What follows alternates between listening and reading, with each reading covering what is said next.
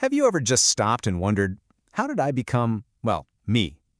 There's this incredible theory out there that maps our entire lives as a series of make or break moments. And today, we're going to walk that path together. I mean, that's the big question, isn't it? How do we become who we are? It's a mystery people have been trying to solve forever.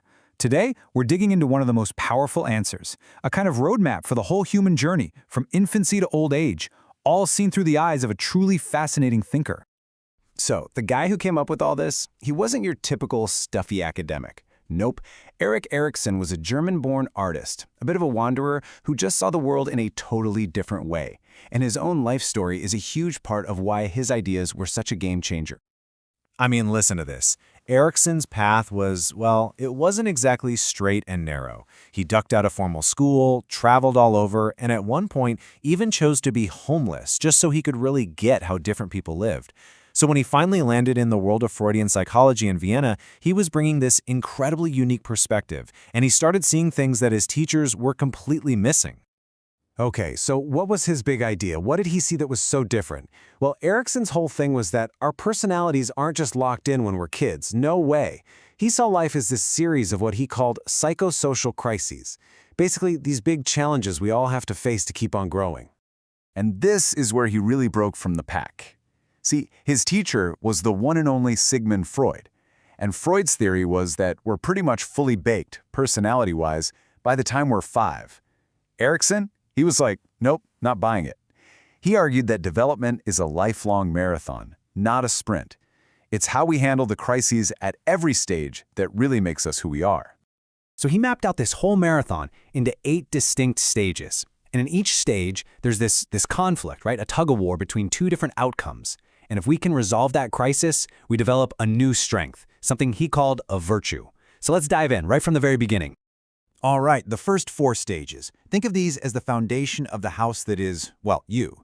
This covers everything from the moment we're born all the way up through elementary school. This is where the real groundwork of our personality gets laid.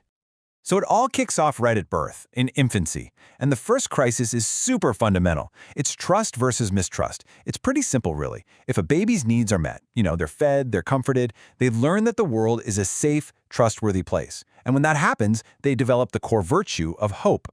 And you can see why this is so critical, right? Getting this right builds a foundation of confidence, of that vital sense of hope. But if those needs aren't met, that's when a sense of mistrust starts to creep in, and that can really affect how a person forms relationships for the rest of their life.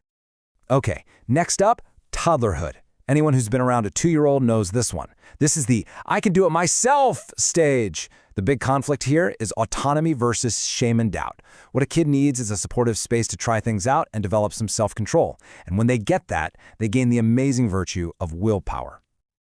So if they navigate this stage successfully, they get this powerful sense of independence, of being their own little person. But the flip side is a feeling of shame or doubt, which can lead to them being more dependent later on. See how it's all connected? Each stage is like a building block for the next one. All right, now we're getting into the school years, when their world just explodes socially. First, in stage 3, as a preschooler, it's all about initiative versus guilt.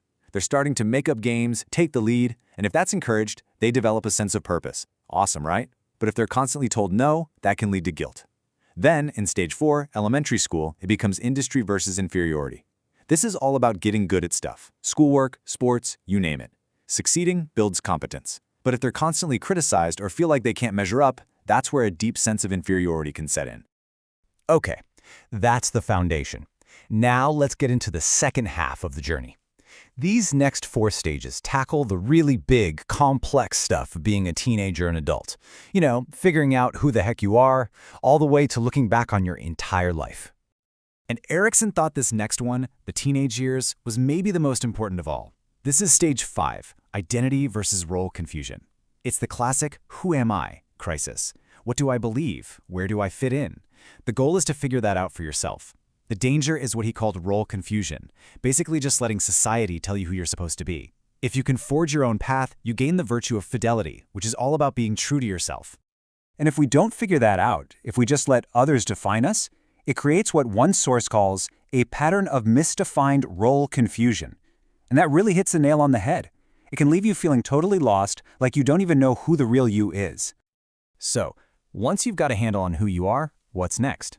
Well, stage 6 is about sharing that person with someone else. This is the crisis of intimacy versus isolation. If you can do it, you form deep, meaningful, committed relationships. And the virtue you gain is, of course, love. But if you're still wrestling with who you are, it can be really hard to connect. And that can lead to some serious loneliness and isolation. All right, moving into middle adulthood, stage 7. The focus kind of shifts from me to we, in a bigger sense. This is generativity versus stagnation. Generativity is about contributing to the world, to the next generation. It could be raising a family, mentoring someone, making your mark on your community. This gives you the virtue of care. The alternative is stagnation, where you just feel stuck, unproductive, and kind of disconnected from it all.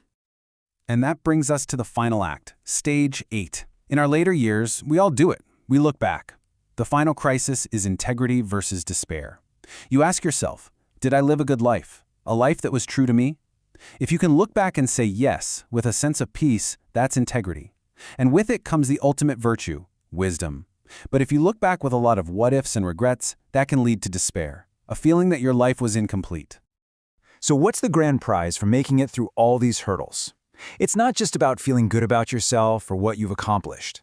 For Erikson, the absolute peak, the goal of this whole journey, is achieving wisdom, that deep, quiet understanding that only comes from a life that has been truly lived.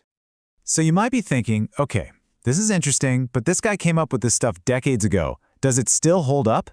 And the answer is a resounding yes.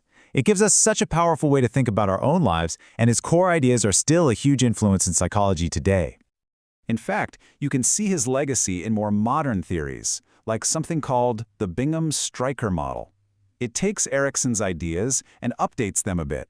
For example, it points out that for a lot of us in early adulthood today, the big crisis isn't just finding a partner. It's also about achieving financial independence. It just shows how these basic human challenges can change a little with the times. When you really boil it all down, Erikson's work, and all the stuff that's come after, taps into 4 universal human needs. If you look across all 8 stages, you can see them. We all have this drive to learn about our world, to live our lives to the fullest, to love and connect with other people, and ultimately, to leave some kind of legacy behind. Which, of course, brings this whole thing right back to you. Because Erikson's stages aren't just some dusty old theory in a textbook. They're like a mirror, a way for us to look at our own journey and make sense of our own life story. So, I'll leave you with this. If Erikson's final stage is all about finding the wisdom in your life story, what wisdom does yours hold? What are the crises that have made you, you? And what story is your life telling?